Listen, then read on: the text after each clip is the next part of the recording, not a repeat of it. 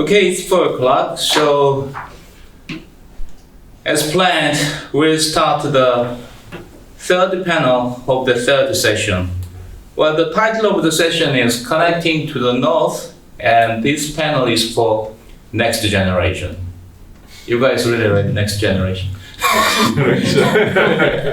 Yeah, that one. Okay, so this is English panel. We have 2 presentation teams and 1 guide discussants. And I will introduce panelists and discussants all together. First of all, I'd like to introduce Dr. Jung Min-hong from SUNY Korea. Jung Min-hong? Hello. Hi. Hi. Jung Min-hong. Are you ready to receive my advice? Yes. Okay, so the first presentation is titled The Belt and Road Initiative in Eastern Europe, Examining Russia's Approach. This was prepared by Salome Giunashvili and Feta Simon from Korea University of Foreign Studies. And the second presentation would be provided by Emmy, Hafizah, and Hallyu from Korea University of Foreign Studies. And Emmy is an exchange student from Stockholm University. She's not an exchange student, but she's status is quite peculiar. But anyway, we will call her exchange student from Stockholm University for the graduate course. And their title is Korea's Cultural Communication in the 21st Century, the Hallyu Phenomena through the Development of Mass Media. We have 2 hours, but I want to give you a long time for the presentation because Dr. Jung Min-hong has a lot to... They are scared. So. Okay, yeah. Okay, so I give you 30 minutes for each presenter, but it would be better for you to finish before 30 minutes. And after that, Dr. Jung Min-hong would comment about your presentation and organization of the articles. Okay, so first, who will be the presenter? Salome or Feta? Yeah, we can Salome. Okay, so would you be there for a presenter? yes, Yeah. because we need to use the PPT. And open your PPT file, and the camera will record the PPT file of viewers. So use it. Today I will be presenting you the article I worked with Simon. It's called Belt and Road Initiative and Eastern Europe, Examining Russia's Approach. So first of all, let's jump into the content of the presentation. First of all, in the first part of the presentation, I will talk about our research puzzle and the methodology. Second, I will talk about the bilateral relations between Eastern Partnership countries and China. We will be mainly focusing on cooperation under the Belt and Road Initiative. And the last part will be the findings of our research and some sort of analysis. However, I'm very much looking forward to the feedback and also the questions if you have some. So I'll be very brief during the presentation. Let's start with the general overview of the region because Eastern Europe in general or Eastern Partnership is the term that is not being used so oftenly in the literature. Especially in this part of the world. So Eastern Partnership, we call Eastern Partnership region these 6 countries you see in yellow color on this map, which are Eastern European countries, Republic of Moldova, Belarus, and Ukraine, and also countries in South Caucasus, Georgia, Armenia, and Azerbaijan. All the 6 countries, they are former Soviet republics, so they were members of the Soviet Union, and they gained or regained the independence after the collapse of the Soviet Union in 1991.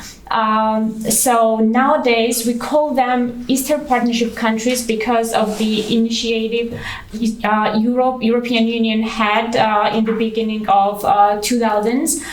They actually signed the agreement, bilateral agreement with all the 6 countries separately to cooperate with the European Union. and they've started using the term Eastern Partnership countries, Eastern Partnership region, and this is the region we will be addressing in our research. So generally speaking, this region has the great geopolitical potential due to its strategic positioning between Europe and Asia. Even by looking at the map, you can see that it's located right in between Europe and Asia. For example, South Caucasus connects a Caspian Sea to the Black Sea. It is perfect for the transportation of goods or even energy resources from Central Asia, like Kazakhstan, Kyrgyzstan, right? And also it connects Russia and Europe, and it also provides, through Turkey, the access to the Mediterranean and North Africa. So technically speaking, from the economical point of view, this region has a very good strategic location. And therefore, it attracts the attention of like external powers as well, like Russia, European Union, and nowadays China. Those countries, those 6 countries, they have a strong desire to develop their relations with the main external actors involved in the region. Like I already mentioned, like Russia was long-term neighbor and like partner of these countries, even during or after Soviet Union. They also managed to keep their influence in the region. Like after gaining the independence, European Union also demonstrated its strong interest in the region, and those countries also like they also were really welcoming to European Union and also the US involvement in the region. And nowadays they feel very committed with cooperation with China. So since we are looking at the Russian approach to China's increasing engagement in the region, first of all, I think I need to explain the overall and general geopolitical approach Russia has towards Eastern Europe. So after the collapse of the Soviet Union, Russia had a strong desire to reasserting its control over post-Soviet countries. In Central Asia, they were very successful, mainly because all these like cultural, language, or like economic links they had built during the Soviet Union. However, Eastern Europe and South Caucasus has been quite challenged for Russia. Even though like Moscow tries to ensure its presence and long-term links in the region, Russia's influence is gradually shrinking due to the growing involvement of European Union and the USA in the region. For example, in this respect, we can talk about like Georgia and Ukraine and Republic of Moldova. They demonstrated like strong interest in joining European Union, and Georgia and Ukraine, they also wanted to join the NATO. However, Russia got really assertive in 2008 and 2014 respectively. They invited first Georgia and afterwards Ukraine, the military invasion, to stop these countries to cooperate with NATO and European Union and European countries.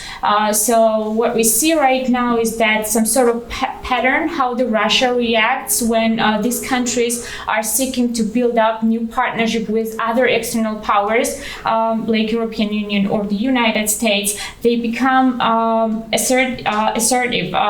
They are not afraid of military engagement in the conflicts in this region, and they also take some conventional measures or information operations.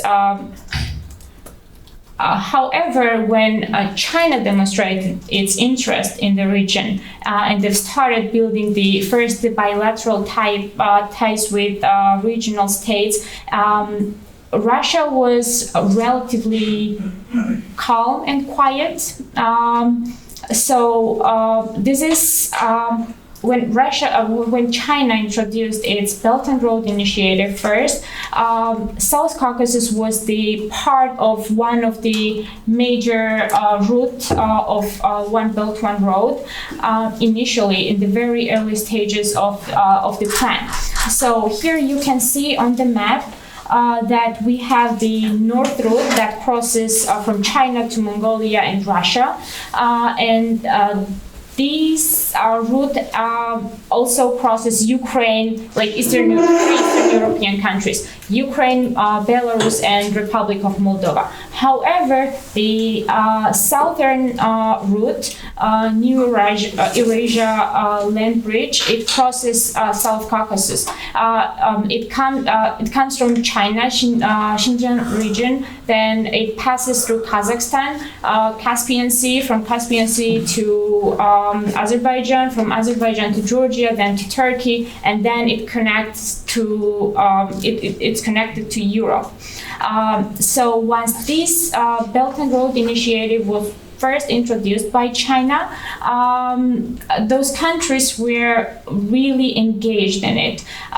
China quickly became one of the most important economic partner for the region, and Belt and Road Initiative was met with a warm welcome from these regional countries. We also saw, like especially during the last decade, we see a lot of official meetings, like high representatives actually meet from China in those countries, and like Eastern Partnership region rely on the success of Belt and Road Initiative to a large extent because they see it as an opportunity to reduce Russia's economic domination in the region. So they are hoping that by inviting China, they have a chance to diversify their economies and reduce their interdependence to China, to Russia.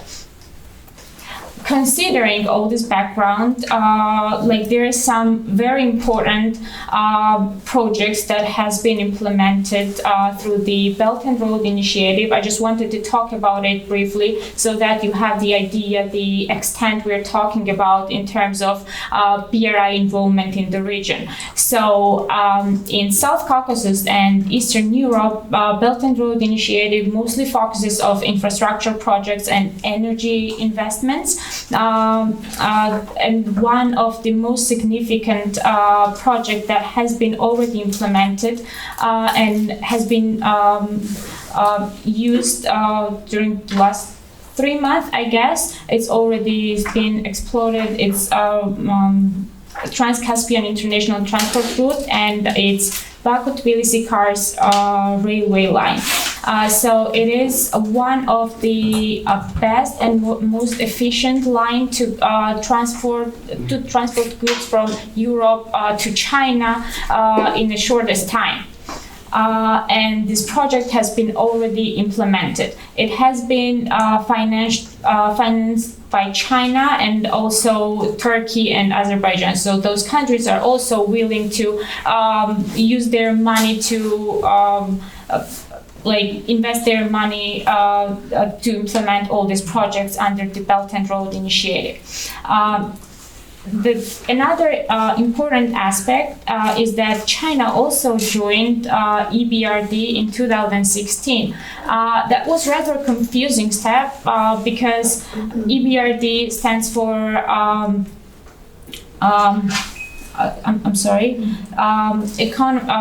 European Bank for Reconstruction and Development. So this bank is actually focused on helping Eastern European countries, and it's mostly founded by other European Union member states. However, China's appearance there was rather confusing and surprising for other actors because China, by taking this step, China was willing to encourage its companies to invest in the Eastern Partnership region. After that, bilateral relations with Eastern European countries increased rapidly. China signed a free trade agreement with Georgia in 2017, and they're negotiating the same agreement with the Republic of Moldova. And during the COVID pandemic, China has been carrying out very active COVID-19 diplomacy with all this humanitarian assist to these countries, and also giving them some free vaccines and so on. So China's involvement in the region is obviously increasing, right? However, Moscow and Russia demonstrates unusual calmness while China actively engages with regional states.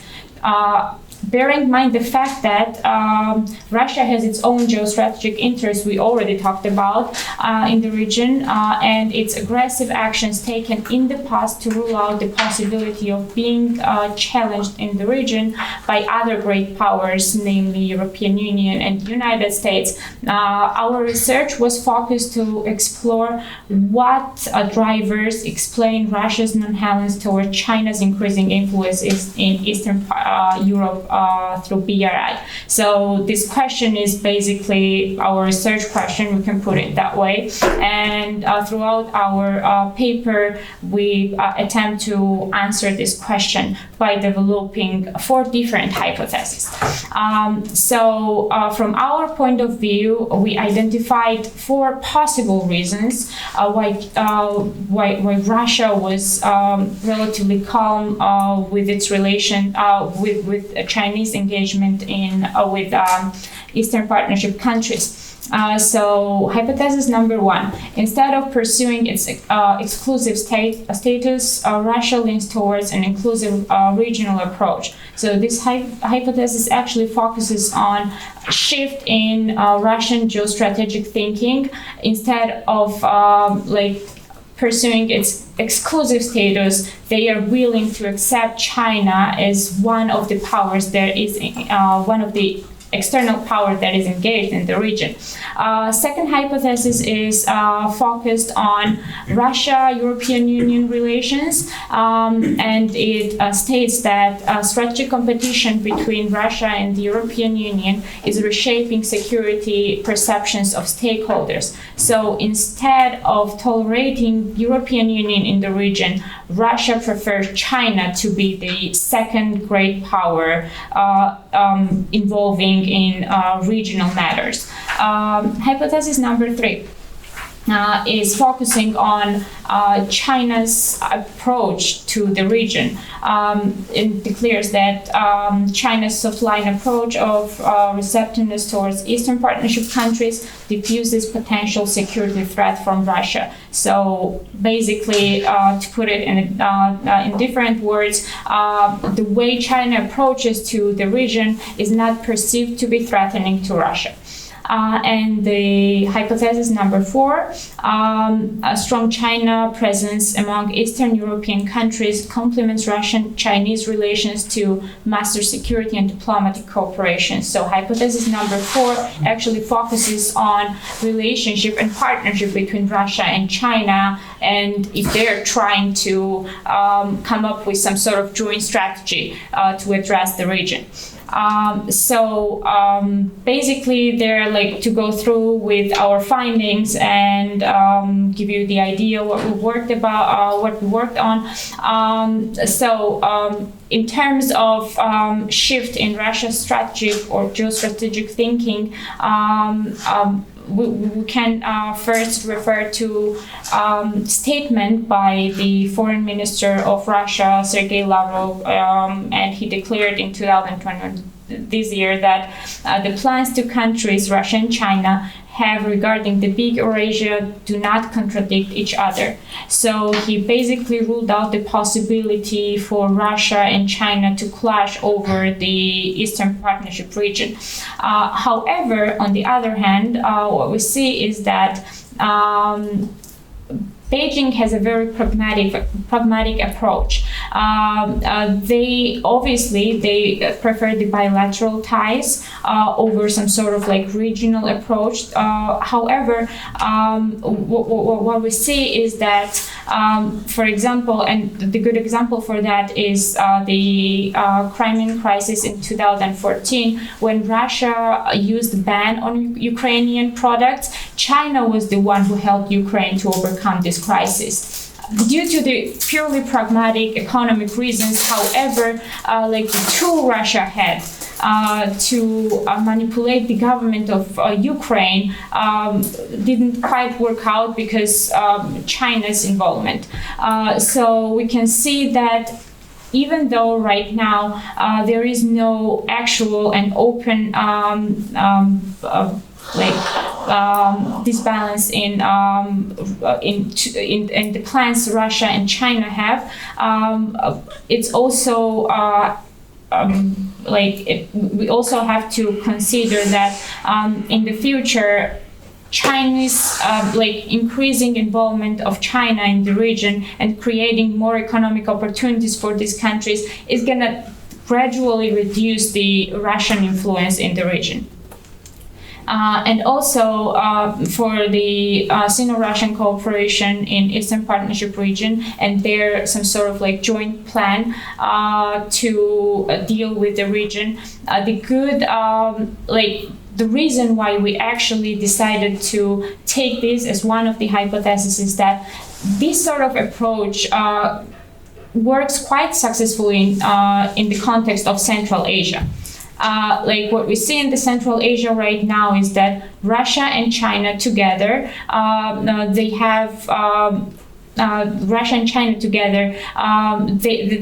they managed to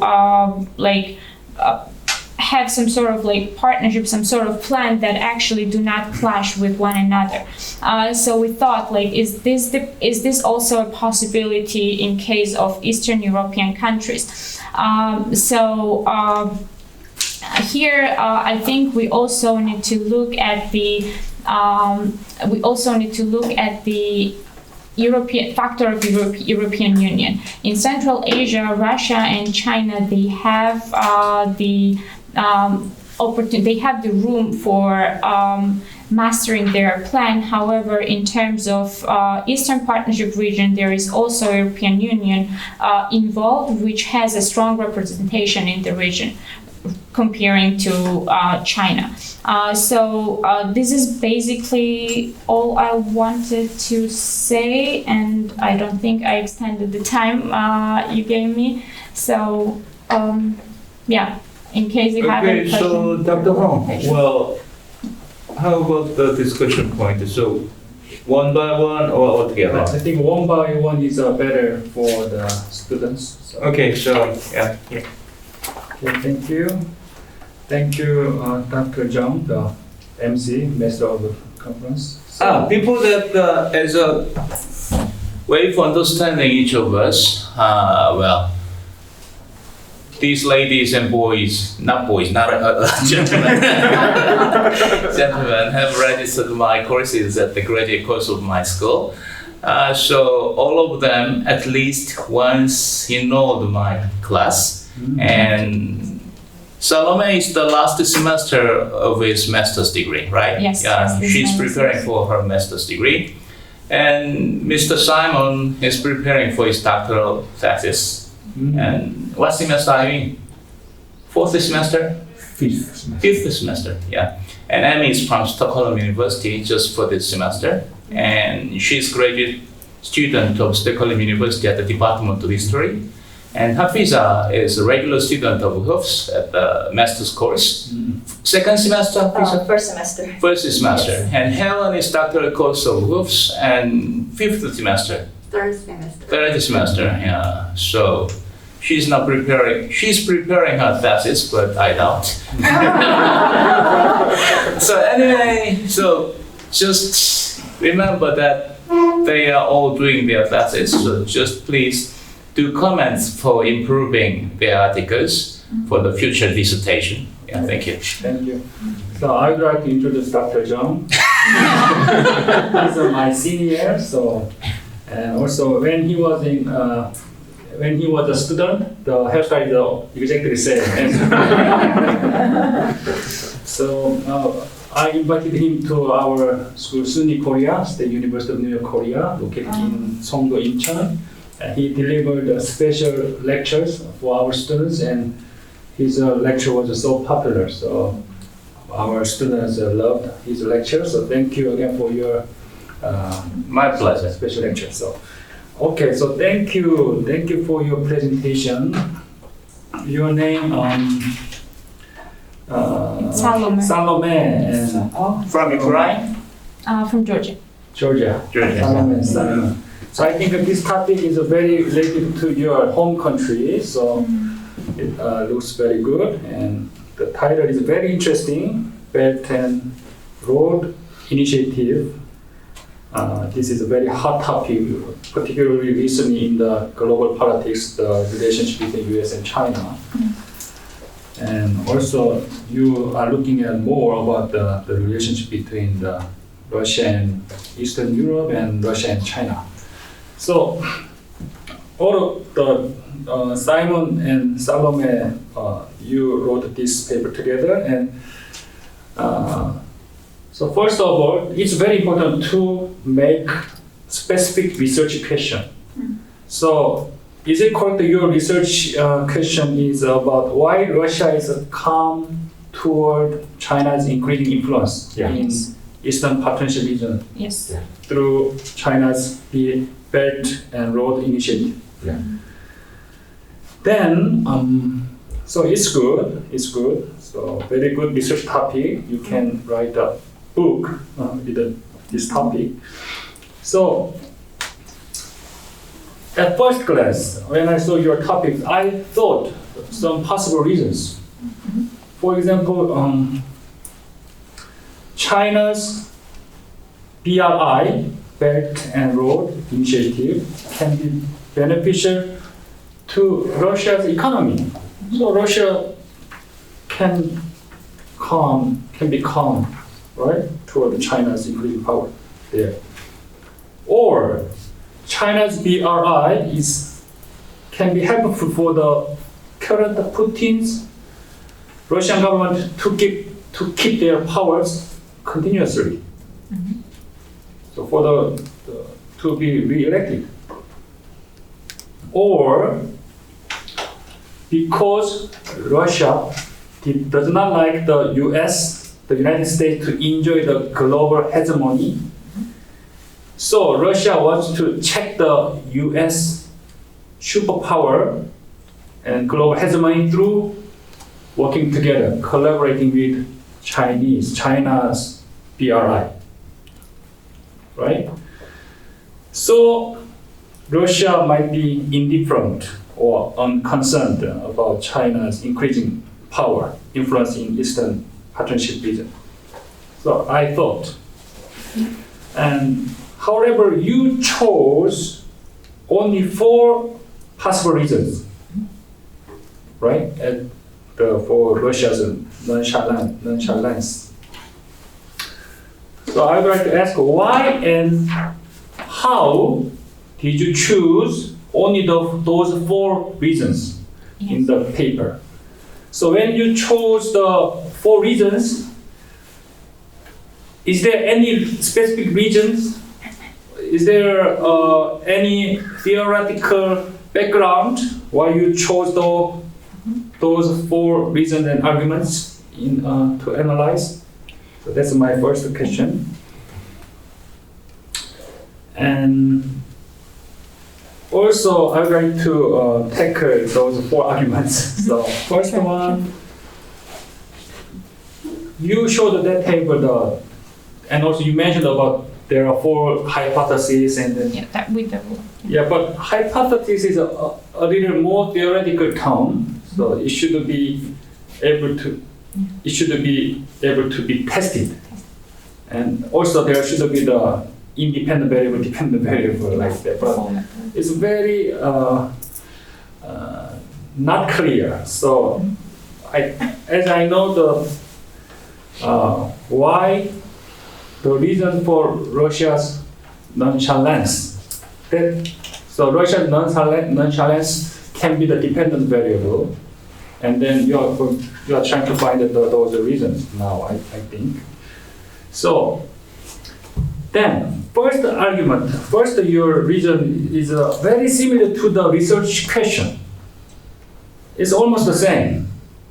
Russia is not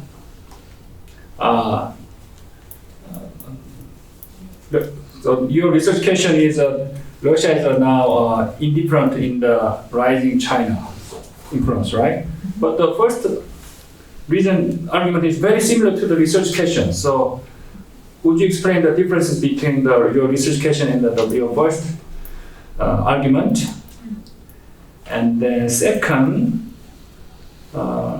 argument, it looks very interesting and persuasive. So Russia prefers to let Chinese influence grow if it weakens the partnership between EU and Eastern Partnership countries. So Russia wants to weaken the relationship between the EU and Eastern Partnership countries. So it looks good. And so I will mention again later, but I think only this topic can be the big research question for the research paper. So I will comment later. And third argument, it looks a little difficult for me to understand. So third argument, China's soft line approach of receptiveness toward Eastern Partnership countries diffuses potential security threat for Russia.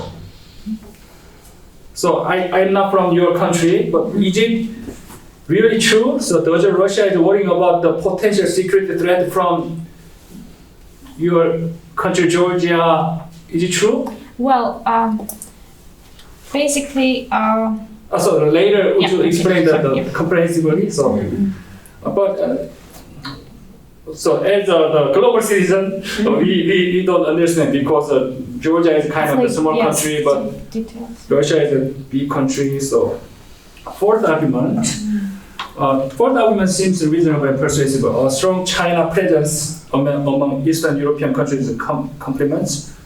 It's good for Russia and China's relationship, right? To master security and diplomatic cooperation, and also for the economy.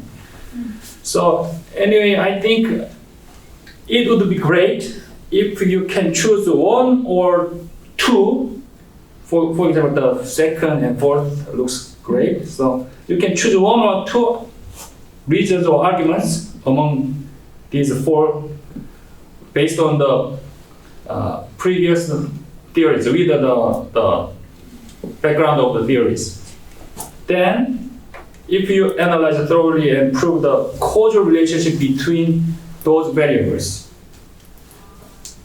it can be excellent research paper. So, for example, it would be a great paper and you could make great contribution to the political science academia if you research and analyze the causal relationship between the Russia's nonchalance toward China and weaknesses of partnership between EU and Eastern Partnership countries. If you find that causal relationship, it can be a great contribution. And next, again, so you should a little make a more specific research question and narrow down your scope. And also research method and method of analysis is not clear. You mentioned at the beginning you are going to use this method, but you cannot show how to use those methods to draw the conclusion. So you should introduce your method of analysis more properly in the paper, and then through the research you should write your findings clear in the conclusion. So anyway, I enjoyed reading your paper and I learned a lot, particularly in that area.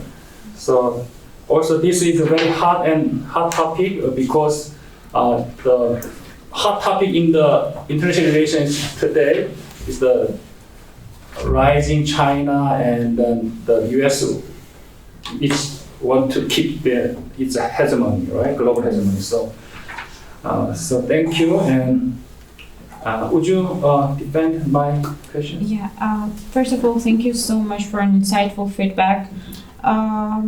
it is very interesting to hear like the point of view from the academics that actually like right now I feel like narrowing down all like our arguments into like probably 2 or 3 would have been like easier for us to organize the paper in a way that the public would enjoy reading it more and would have been more understandable. So thank you so much. I totally agree with that on that point.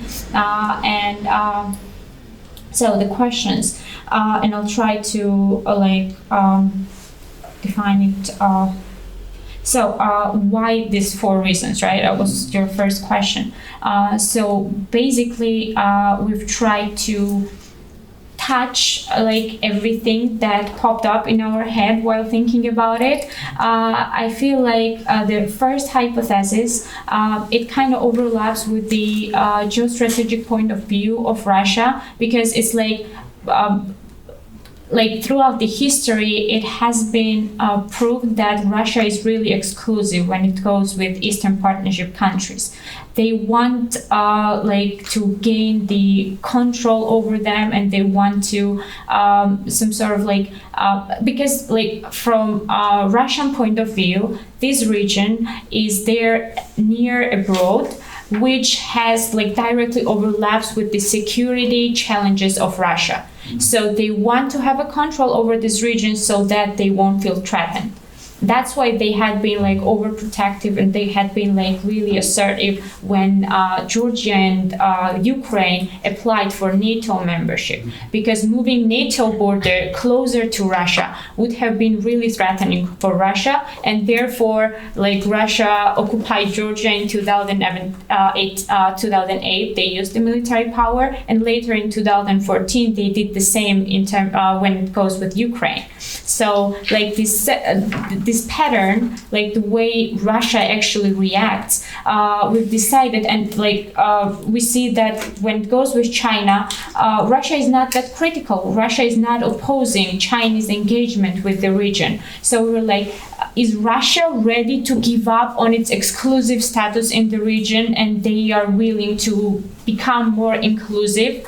Are they gonna is there any shift in Russian geopolitical mindset? So this is the reason why we've decided to include the first argument. Mm-hmm. As for the third one,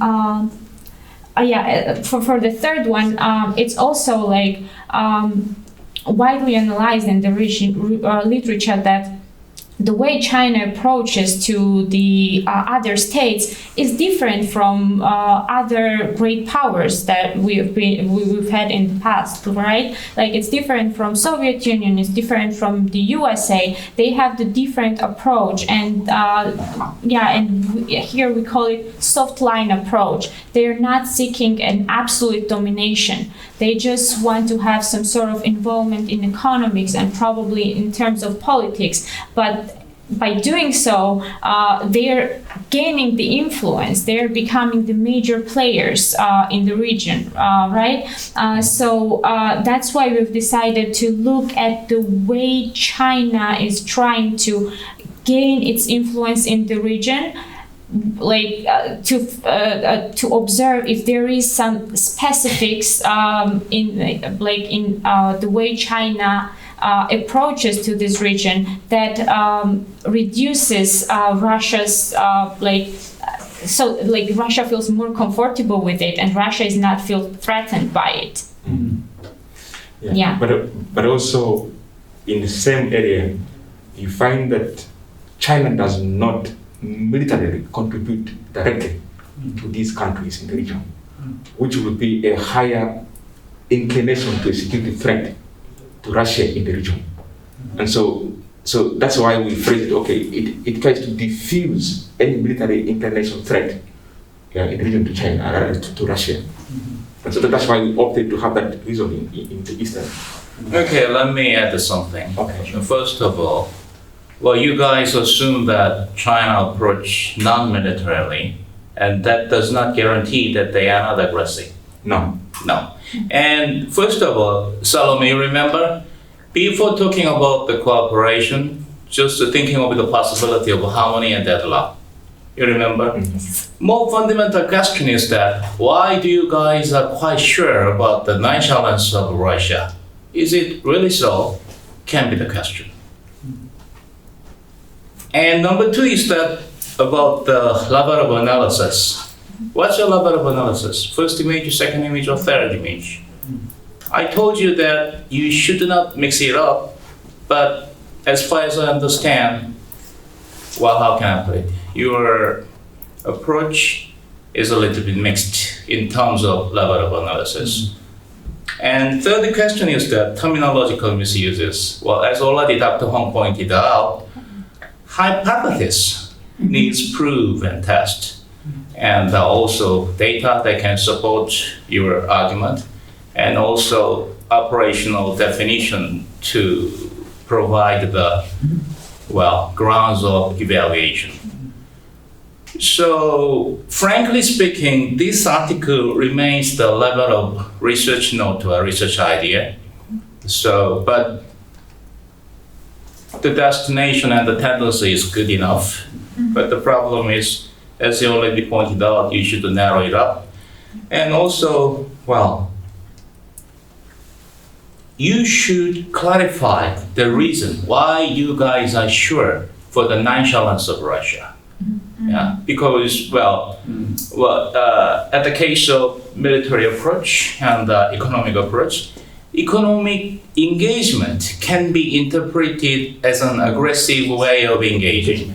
Sure. Yeah. Yes. So, if you want to say that Russia's nonchalance about One Belt, One Road of China's initiative, then the first step you should do is that Russia is really indifferent to China's attitude toward Eastern European countries. Okay? Yes,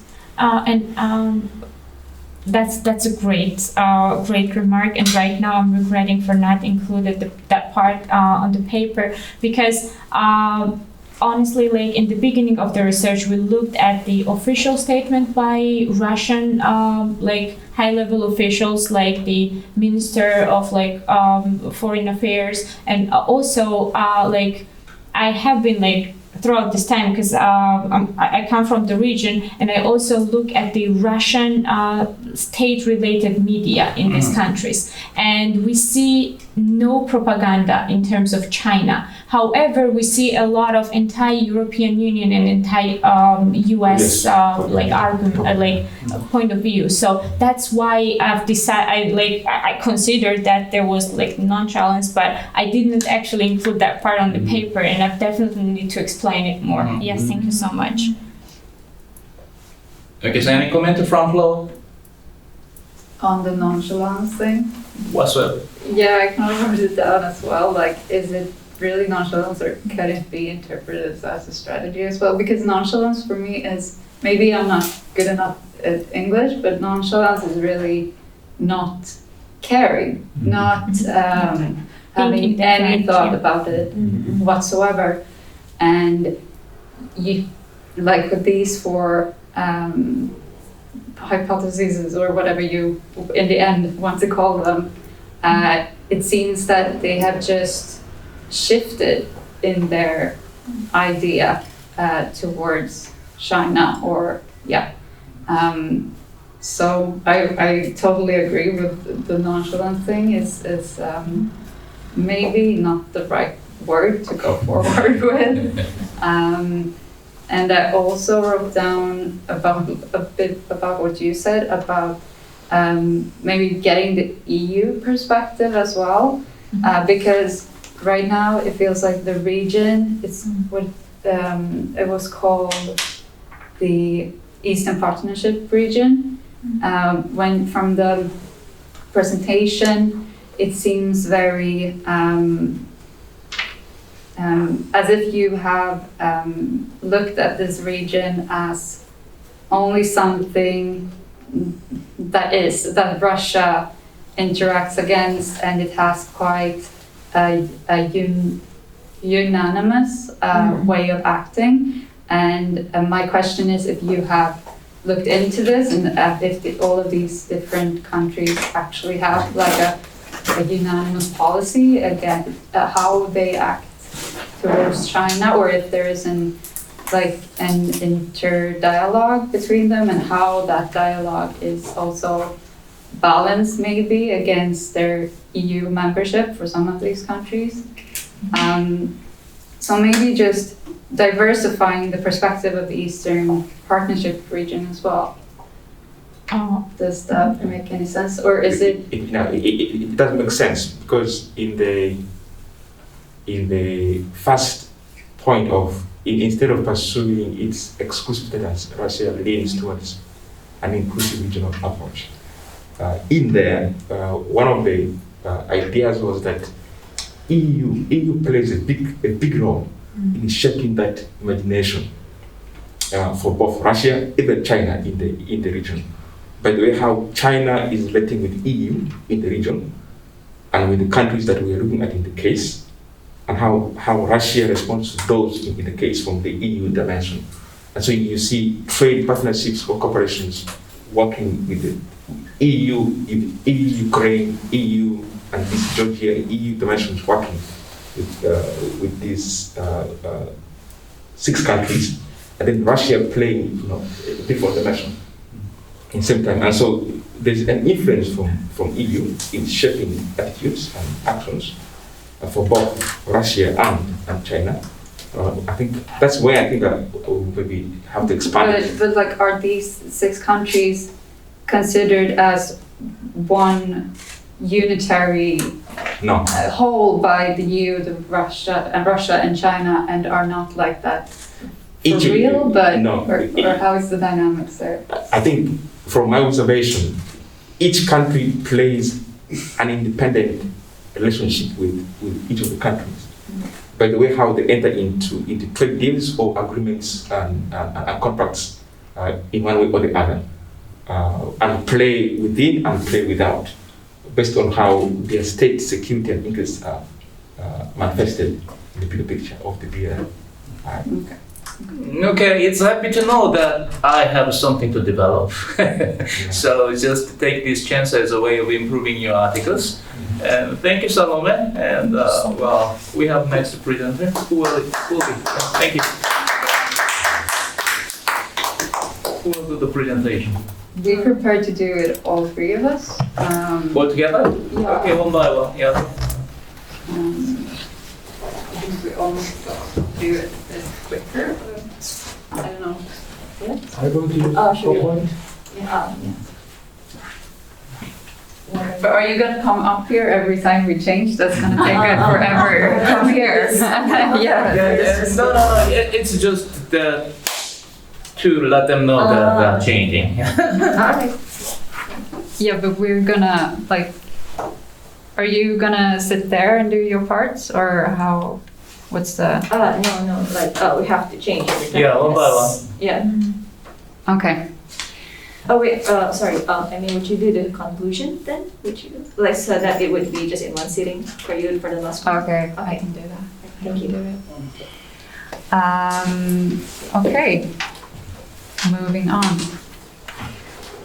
So yes, today we're gonna talk a bit about our paper, Korea's cultural communication in the 21st century, the Hallyu phenomenon through the development of mass media. And I was supposed to take this one off. Forgot that, sorry. Introduction then. During the course of human history, people have been communicating over cultural boundaries for commerce, education, family, and why not just curiosity, providing students a cultural exchange with a multitude of research objects and empirical base for conceptualizing. Central for all examples of cultural exchange is communication. One way of defining it is the symbolic interactionist theory, which we have used in our paper. According to this theory, the individual interacts with and makes sense of the things around her through ascribed meanings, which the individual acquires through the interaction with others. Communication is a process which transfers collective constructive meaning. As such, culture is and can be, or we say is, an integral part of communication. Defining culture as a set of collectively held beliefs and customs places it as the phenomenon which gathers collective constructive meaning of a certain group of people. Cultural exchange then could be seen as a communicative process where interpretations of the world are shared with others. With this in mind, and when the means of communication change, so should also how culture is exchanged. Communication has changed rapidly during the last 25 years. Global communication has become faster, easier, and accessible for the ordinary person. A research object which includes the possibility to explore this development was thus an important part of our motivation. We also wanted to discuss a phenomena of East-West cultural exchange with its roots in the East. History and historiography provides us with several examples of where the West spread its culture to the East and adapt Eastern cultural expressions to its own taste. So a research object where an Eastern culture is spread and interpreted by the Eastern culture itself were an interesting take on the dynamics of cultural change. Korean wave is therefore an interesting phenomena which should be reviewed as an historical and constructed phenomena which we can know more about through analyzing its constituting parts, actors, tools for adaptation and change over time. The study is focused on two main areas of mainstream communication, music and dramas and movies. These represent areas where the Korean wave is particularly active and which can count as dominant channels for communication at present. The strategies for Korean image development implemented during the 1990s will be used as a comparative tool for the overview of the research on the Korean wave and our communication, allocation of funds, and the use of target audience in creating cultural proximity. The choice of these three categories are connected to the historical background and which will be explained in a moment. The paper is so far a reflective piece based on previous research on the Korean wave by identifying certain categories based on the original strategies of the Korean government. The research done so far can be collected and viewed in connection to change in time, particularly through the advancement of media. By also deconstructing the communication of Korean cultural communication into components, we can more easily understand the reasons behind current expressions of culture from Korea. From the overview, we aim to reflect on how a changed communicative climate and adaptation to cultural communication might progress in the future. In other words, our research was done to put the Korean wave in a new perspective, one of development, constructivism, and the issue of cultural essentialism. The Korean economic and material development has been cited as a model for developing countries to follow. The economic development of South Korea is an essential part in understanding the developments leading up to the policies regarding the Korean entertainment industry and communicating Korean culture abroad. With the introduction of democracy in the 1980s, the nation gained access for the population to travel, study, work abroad, as well as experiencing other cultures. Censorship laws were loosened, and these new cultural impressions could spread to the wider population. This created a milieu where creative expressions could be experimented with and broadcasted. With the development of digital infrastructure, exposure to global trends became even more easier and accessible to the average Korean. Especially music producers and drama and movie creators clearly show signs of being aware of and using global trends and demands to make it with an overseas audience. Korean pop started to draw influences from mainly American hip hop. An often quoted example is the boy group Sotaejeon Boys, which used American hip hop influences and style in building their sound and brand. Moreover, the dramas portraying modest romance, family situations appealed to an audience in Asia through cultural proximity, and the West through emotional proximity. However, an important distinction to be made is the K in K-pop and K-dramas. Korean productions have the reputation of being well produced in regard to cinematography and overall aesthetic expression. Humbleness is also an often cited characteristic when it comes to Korean entertainment products. All of the characteristics which appeal to the Western and East Asian target audience, but still builds a Korean brand. This shows how understanding of and adaptation to the target audience has facilitated the success of exporting Korean cultural products. As such, the understanding of a target audience and adaptation of the cultural expression is a tool for categorization in our study. The prerequisites for this creative environment was not only dependent on the intellectual possibilities. Important factors also include the economical infrastructure. Given the transitions to democracy in the 1980s, the economic policies averted from the previous export-oriented strategies and focused on social projects such as housing and welfare. The economy, which was built on having comparatively low workers' costs and government-funded industries, now had to adapt to a new industrial climate. Due to these circumstances, for the first time since the start of the South Korean economic development, the country suffered an economic setback. The economic setback in Korea experienced in the 1980s, combined with the Asian financial crisis in the 1990s, led to the Korean government needing to find a new way to attract foreign investment. The government identified the problem as being the image of South Korea. The international society viewed Korea as an unstable nation. The government under President Kim Dae-jung thus began a process of rebranding the country to capture the attention of investors.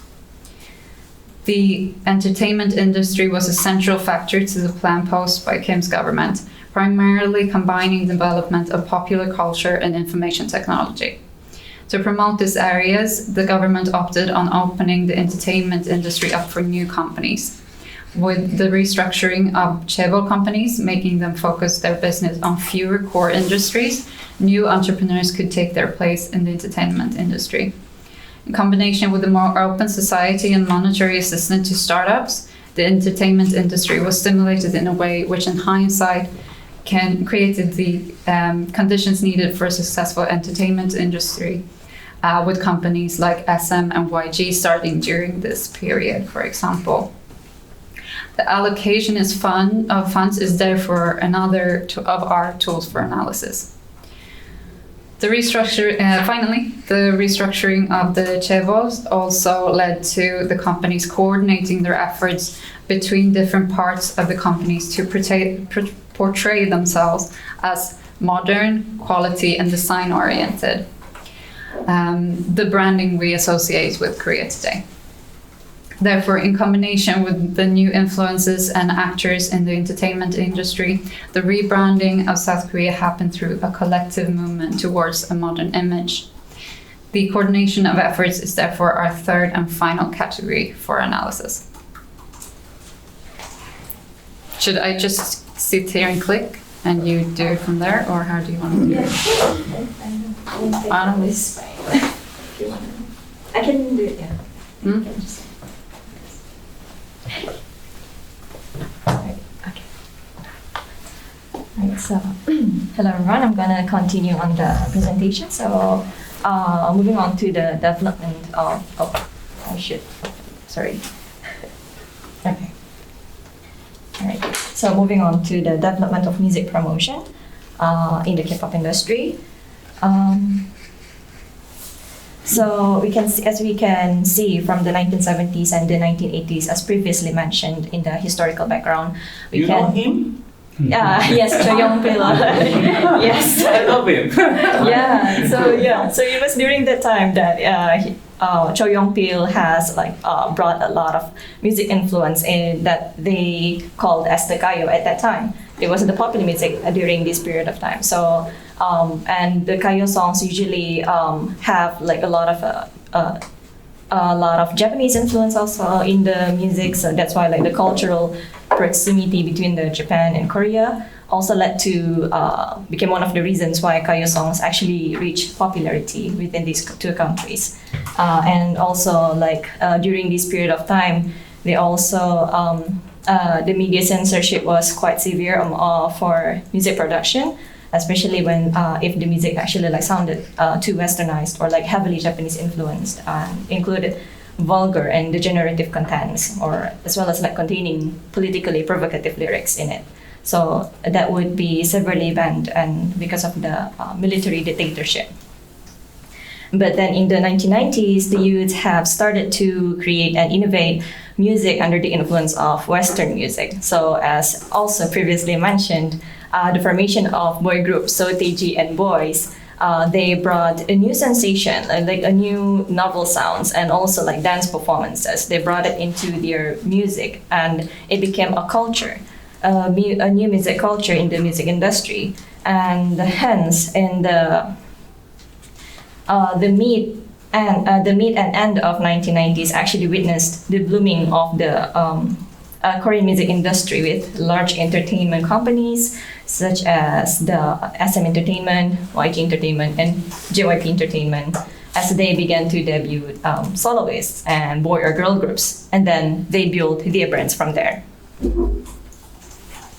So during that time, the Korean music industry did not just receive recognition nationally, but it has also garnered like the interest of neighboring countries in Asia, especially in Japan.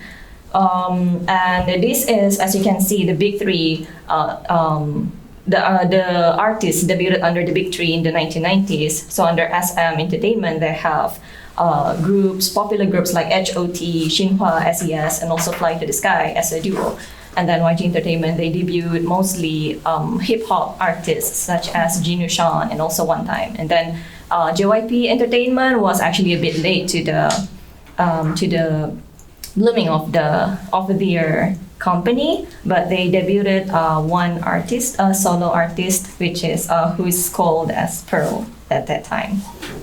So one of the first marketing strategies of SM Entertainment in exporting their music was by promoting their artists like solo singer Boa and also TVXQ in Japan through releasing like Japanese singles and albums. So this strategy has indeed been successful, especially with the fact that SM Entertainment actually established an affiliation with Avex Trax, which is a major label in Japan. And but this actually happened not in the 1990s, but also in the early 2000s to the end of 2000s. And other entertainment agencies like YG Entertainment have also been actively promoting their artists, particularly boy group Big Bang, by releasing Japanese versions of their songs for the Japanese market as well. And then now we can see K-pop in the 2000s. So with the establishment of YouTube channel, with YouTube as a social media platform, the Korean entertainment companies started to utilize YouTube to actually further promote their artists to global audiences. So the K-pop fandom, as you can see, it grew from South Korea itself and then to Asia, and then before we knew it, it just dispersed to US, Europe, and the rest of the world. So, and more people are actually like being exposed to Korean music through the internet and social media.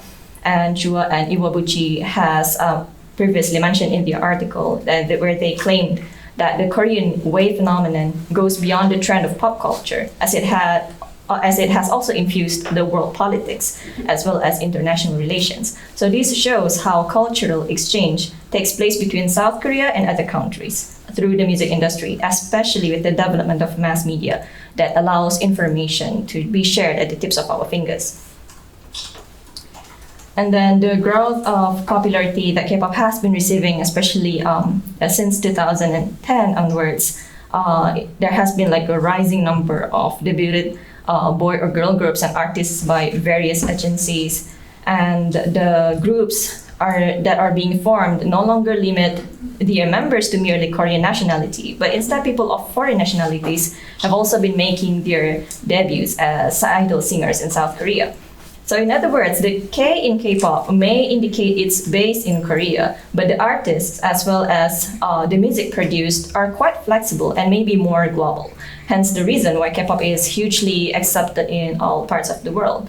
And it also opens doors to create bilateral relations between South Korea with the countries that are involved in this music industry, thus embedding a deep cultural expression within it as well.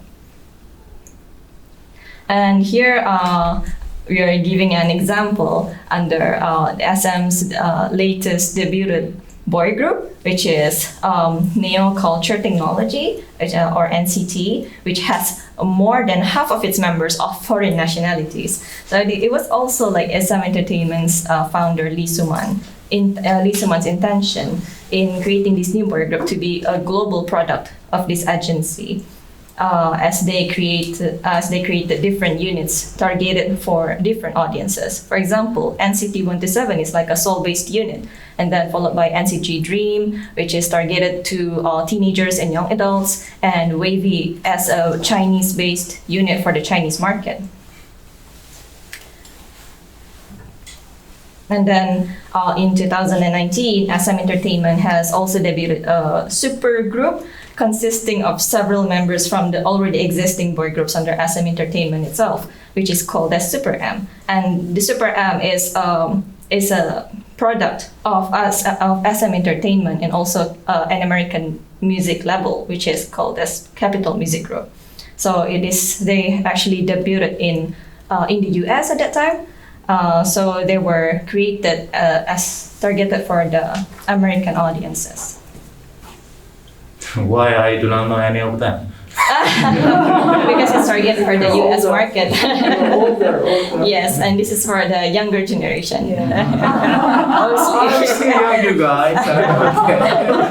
Perhaps your daughter would know it. Okay. Go ahead. Yes.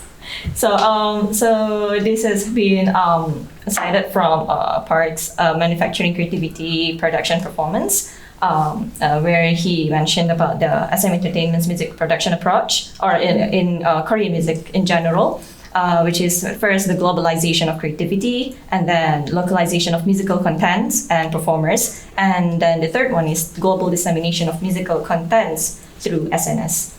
And Park actually further explained that SM Entertainment has proven this type of production to be like really quite successful. They often outsource their music composers and choreographers in producing like music and choreographies that make SM Entertainment's artists to have their own distinct sound and facade. And so this is like a part of the SNS marketing strategies. The recent, of course, like we're using the SM Entertainment's as a case study for the marketing strategies. So the recent approach done by SM Entertainment is by creating like a certain role play theme by the artists that goes along with their album contents. For example, we can see like Red Velvet here, the girl group official Instagram account. They changed their layout as a vintage thrift shop a few weeks before they released their comeback schedule. And then another example is the boy group NCT 127, who role-played as college students during the day and changed into a group of hackers at night. So also through their official Instagram account a few weeks before their comeback. And not only did it help in building hype among the fans for the comeback, it also like made the whole waiting period more fun for the fandoms, as they kept looking forward to it even more. And then along with the role plays on their official Instagram accounts, they also released interesting like video contents on YouTube, such as like a sitcom parody, mood sampler, short track videos of the B-side tracks from their album. And the recent one is, as we can see from TikTok, is that people have been using these hashtags as like challenges for like to do some dance challenges on TikTok to actually produce like a viral reaction from fans or even from the general audiences when they released a new music. Okay, so K-pop, one of the reasons why K-pop is actually growing its popularity among international fans is also because of the songs that often include at least a few easy English lyrics that make it like easy for people to sing along to. And the mixture of Korean and English languages in K-pop songs can be seen as a form of a cultural hybridity that promotes the cultural exchange of South Korea to other countries, not exactly limiting it to English-speaking countries. And then music videos with storylines and diverse aesthetics actually have become a theme for for K-pop artists nowadays. For example, Korean boy group BTS has been widely known not just for like their meaningful lyrics in their songs, but they have also created a series of like music videos that interlink one another, in which it tells a certain story in a world which they call as the Bangtan universe.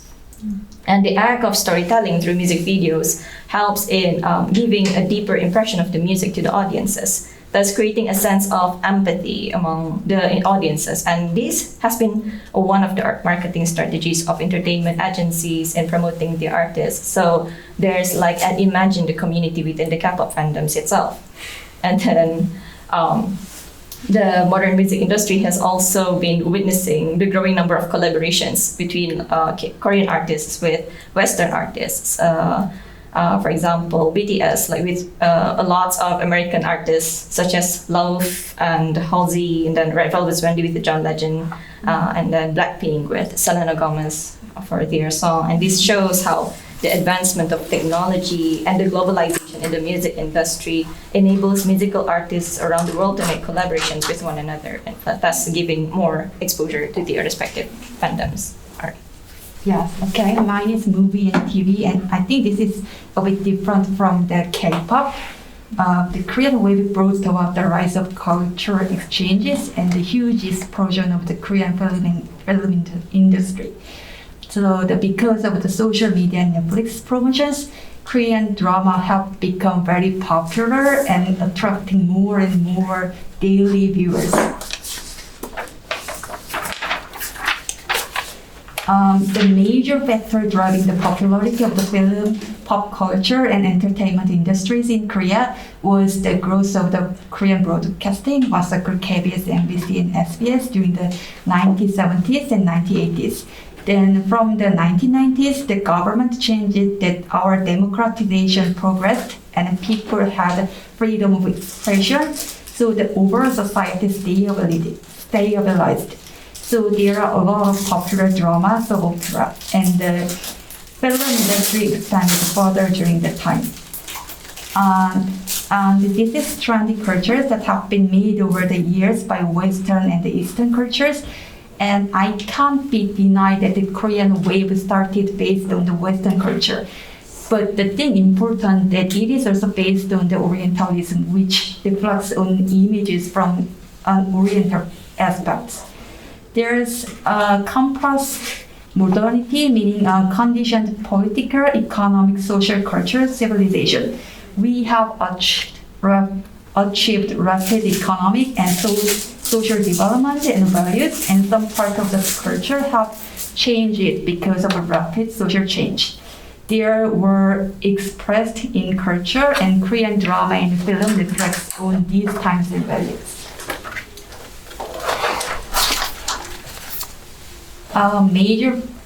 The use of social media lead to the expression and popularization of Korean culture and its integration into the international community.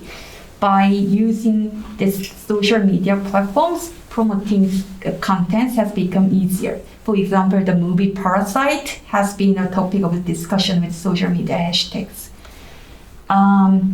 The Netflix in particular has lowered the barrier to the global market, especially in the Western. It becomes a venue for exposure of the Korean cultures. This clearly shows how Korean drama spread and influenced Korean culture around the world. And these are the series in the Netflix, which is very popular now. The Squid Game is a currently huge hit, and it took the #1 spot on the US platform as well as the Netflix platform worldwide. And these two, and Kingdom and Sweet Home, were very popular because of the material, graphics, and visual effects of zombies and monsters.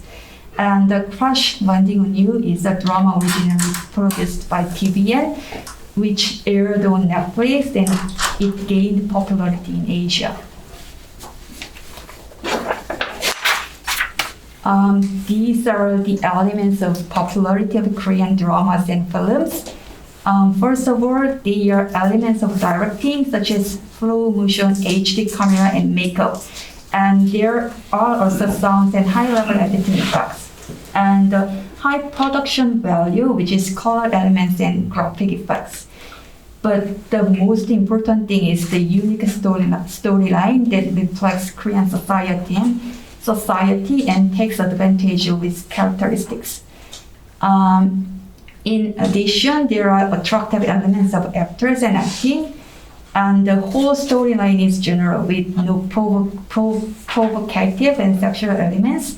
So the universal storyline of the social issues, family, friends, and love apply for any country, race, or nationality. There is a movie that has improved the level of perfection by combining all these elements, and that is The Parasite. Director Bong Joon-ho had a lot of experience in social media marketing and OTT services, and he seems to have recognized the importance of it. So he promoted SNS for any issue related to the film. But the fundamental film's interest was probably the quality of the movie. The film turned the dark side of Korean society into a black comedy. If you look at the movie, there are many parts that symbolically express the contradictions within the society. In addition, detailed and elaborate directing and the acting skills of the actor improved the film's perfection. Director Bong Joon-ho already had a lot of experience in OTT service. With his previous work, Okja, he especially made good use of PPL, and the japaguri, which appeared in the film, was hashtagged on various social media. So the overseas sales of Nongsim doubled as of February 2012 when director Bong Joon-ho won the Academy Award. So the popularization of the Korean drama and the growth of the number of its viewers have resulted in a significant change of culture because of political goodwill. And this has made it possible for international expansion and the integration of international culture with Korean culture as a result. And the Parasite has a good example of marketing strategies such as the PPL. So, do you want to come to the conclusion? Yeah. We will go at the back. Yes. So, I'm sorry. stand all together and dances and go. Right, yes. Okay. So basically, I would conclude the whole presentation. So basically, the development of technology and the internet helps in expanding cultural exchange networks online, and that various social media platforms have allowed people to actually engage in topic of interest and exposure to new contents. And then like the Korean entertainment agencies have been utilizing these social media platforms as part of their marketing strategies, and followed by the allocation of funds by Ministry of Culture, Sports and Tourism in supporting and expanding the promotion of Hallyu, which increases throughout the years, especially after the blooming of like BTS and also the Parasite movie, sorry. And then in terms of the coordination of image in terms of the music industry, we could say that the coordination of image of K-pop, not K-pop, the Korean wave is not on the concept of Korean image anymore, maybe, but it has like evolved for a global target. As for the movie and drama industry, they still apparently apply the Korean tradition and uniqueness that allows it to actually reach the cultural exchange theme in bringing Korean wave to the other parts of the world. And then online and mobile streaming it has been suggested that it will become, or maybe it has already become, major distribution channels for Korean wave content. That for the further research. Yeah, and now perhaps the most interesting point of any article, actually, further research, and maybe the point that will make this paper not so boring, Professor, is that we, after this run through that we did, we thought about if we want to connect our findings regarding how the development of mass media has brought new ways, although building on old strategies, to communicate culture, and going back to the constructivist theory I mentioned at the beginning on communication or interaction and communication creates culture. It is an interesting question to further research, to ask the question of how to actually define culture in the future. If culture is constructed, should not the commercial value and commercial culture that we see today count as part of that culture? And then an important question arises of who carries the culture of a nation. If the expression is a commercial process, cannot everyone create the same cultural expression? Is there a complete recipe for Hallyu, or does it need something else? The concept of culture and thus cultural exchange needs to be further problematized in the future to complement the modern globalized society. Okay, so wow, I found the colorful harmony: black versus black, pink versus pink. And you should have brown masks. Okay, so thank you. So go ahead. So, at the beginning, I told you, don't cry. If I criticize harshly, don't cry. So, anyway, you did a huge job. It means it's too much. It's too huge, big topic. So, when I saw your topic, the title of the paper, I was very interested in reading, but after 1 or 2 pages, I'm losing my interest, and then I also lost my direction.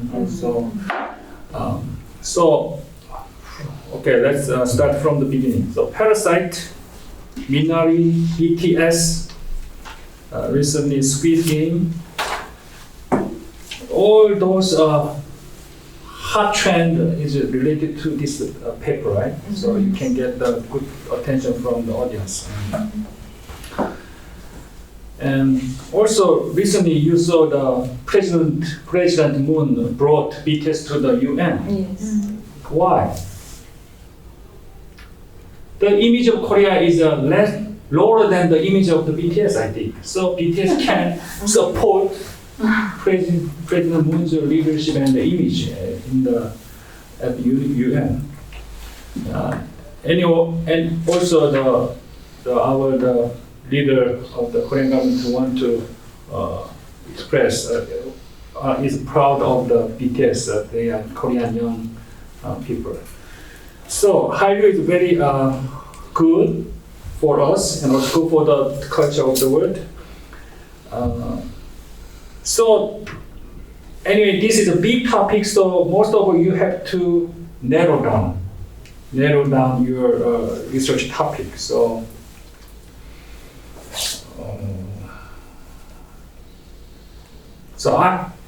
honestly, I'm not sure what your research question. What do you want to know? Just you explain everything related to the culture, K-pop, K-wave, Korean wave, Hallyu. So you have to be able to answer what do you want to find out through this research. And so all of you, 3 of you write the one paper, right? So there can be many directions, and so if you include everything you want to research, then you can lose the certain direction. So you mentioned that at the beginning, this study explores the subject of cultural exchange through the case of the Korean wave Hallyu.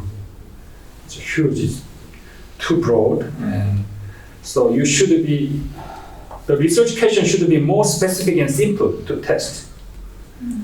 I can draw, I think, 10, 20 research questions from your writing, I think. So you have to more focus on your research topic, narrow down. So research questions should be more specific and simple to test, analyze, and explain. So you should be able to explain, you should be able to express your research question in one sentence. So if you cannot, you should narrow down continuously. You should give up that part, okay, later, but you have to focus on only one or two topics. And second, research method and method of analysis. You mentioned that Korean wave is analyzed through the development and use of mass media. It's also very too broad and very ambiguous. So what kind of research method do you want to use? How did you analyze to find your answer to the research questions? You should make it more specific. And then all of you looked at the Hallyu in two areas, the K-music and K-drama and movie, the two areas, right? And you try to explain the two areas separately. I think it's very interesting. It can be your good research topic. So it can be a wonderful research paper. So if you try to find out the differences of K-music and K-drama, why K-music, K-drama adopted more the traditional values of Korea, and why K-drama is going forward beyond the Korean tradition, like that. So that is also a very good point, but it is one of the hundreds, right? So again, anyway, you try to explain the reasons of Hallyu, but when you look at your conclusion, I think main reason of Hallyu is the same. All those 6 or 7 sentences can cover the similar things, though, because of the development of internet or social media and streaming techniques such as Facebook, Instagram, TikTok, YouTube, Netflix, right? So I think you need to explain more why Korean entertainment agencies in the K-music industry has been. So that's my minor question. So when you look at in your abstract, why would you explain later? So why Korean entertainment agencies in K-music industry has been slowly building brands and promoting their artists? So anyway, BTS is a boom, right? But you expressed the K-music industry has been slowly building brand and promoting their artists. So I don't understand that part. So maybe you need to use more evidences for that. So again, let's go back to your conclusion. So your findings. So there are too many explanations, and it looks too broad explanation without specific direction. So you mentioned many things. So I cannot easily find out what you want to find out. So, we were really very curious about that, so we want to find out that, and then finally we found out this. I want to hear that, but it's too broad. So, actually, I don't know what you want to find out, and what your conclusion, what your findings. So, when I read your conclusion, I felt that you argued that main reason of Hallyu phenomena is the rapid development and expansion of internet technologies, SNS, online video platform, YouTube, Netflix. Is it correct? Of course, those internet and online environment enabled Korean culture easily and fastly to be delivered to the world. It can be a kind of channel, right? Spreading Hallyu to the world. Then, why only Korean culture and Hallyu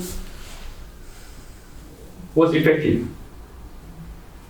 Why other countries' cultures are not spread to the world through those development of the internet and SNS and online video platform? Why only Korean culture can be popular? So we cannot explain the Hallyu only with the rapid development and expansion of internet technology, SNS and online video platform. So you did a good job. You have a lot of words, but need to find more essential reasons and more unique characteristics in the Korean culture to explain why K culture became so popular in the world. What's the difference unique of the Korean culture comparing to other cultures? So it's also a big topic, but I'd like to give some homework. So, and also you mentioned the conclusion, the Korean government played in promoting and expanding Hallyu, right? But actually, Korean government did not take a big roles before. So, for example, the Korean government allocated the fund of 1.69 trillion won after the big success of Parasite and BTS, right? So the Korean government support seems to be not a reason, but a result. Without the government support, our young people's cultures are very powerful and influential to the world. Then government found out later, then they started to support, right? So the conclusion, it can be a kind of the result and not a reason. So anyway, you did a good job, but finally I would like to comment about your writing. So when I read your articles, it's very hard to understand because there are many different writing styles here. So some part is there are the one sentence is very long, 6 lines, 7 lines, and the other part is just a very simple sentence, and so many different writing style in one paper is not good. So even though you read the various articles cited from them, you have to develop your own writing style and write your writing from the beginning to the end consistently. So it should be consistent in the paper, the writing style. And second, in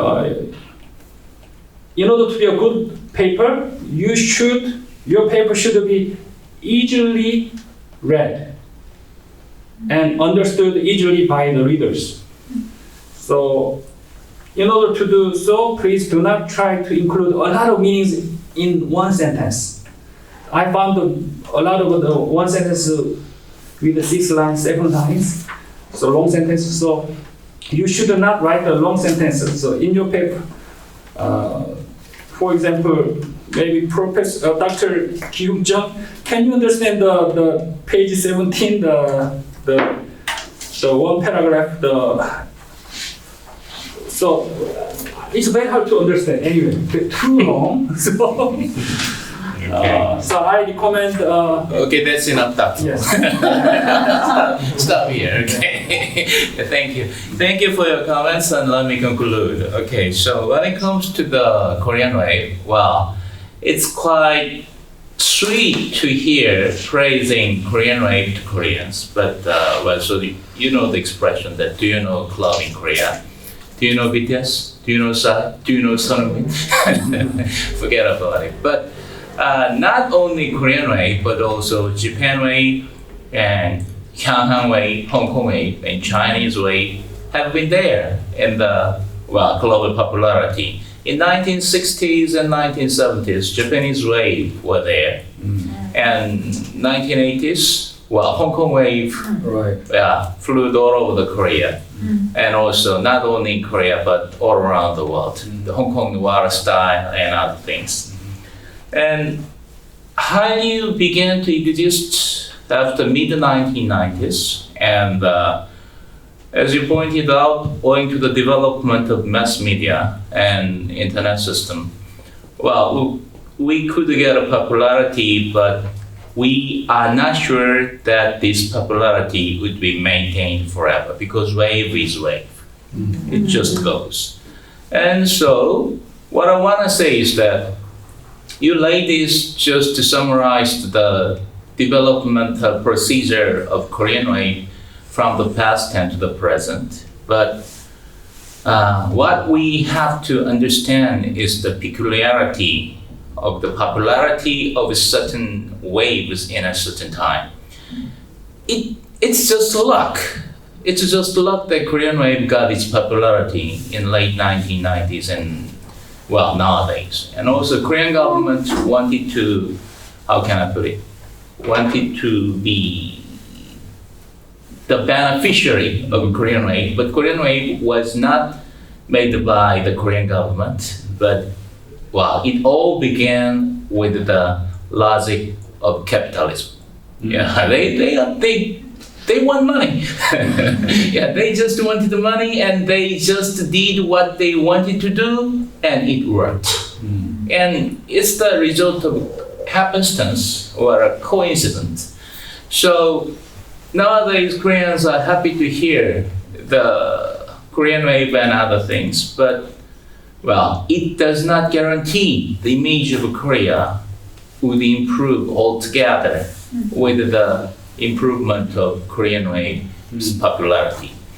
So we don't, how can I put it? Yeah, we should not misunderstand the real power of Korean wave.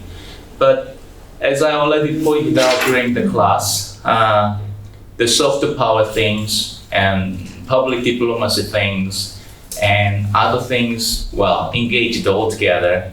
And there's no middle power and middle countries until 1980s.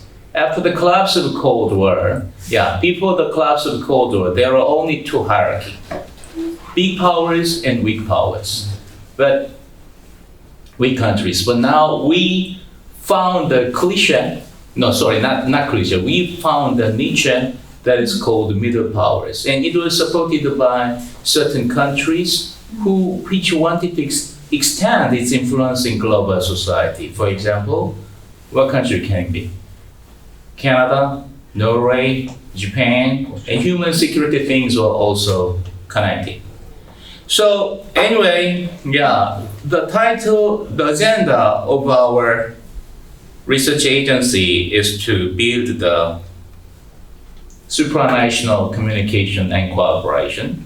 So cultural things and what wave, maybe Korean wave, Japan wave, what's the wave, and any wave can be taken as a good catalyst for improving the supranational cooperation and communication, because we all live under the global civilization, with different cultures. So sticking to the, how can I put it, specific power of a certain culture is not a good way to understand it, but we try to harmonize the different cultures and improve the supranational communication and build some, how can I put it, some synthesized global civilization again.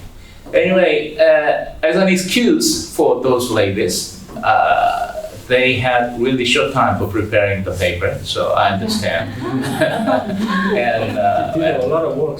and thank you for your joining the conference, and I wish you have a good time in Busan tonight. Don't go clubbing, I told you. We experience Korean culture tonight. Just enjoy the just enjoy the beach. Yeah, and okay, let's conclude and let this be end of the conference today. Thank you. Thank you. Thank you.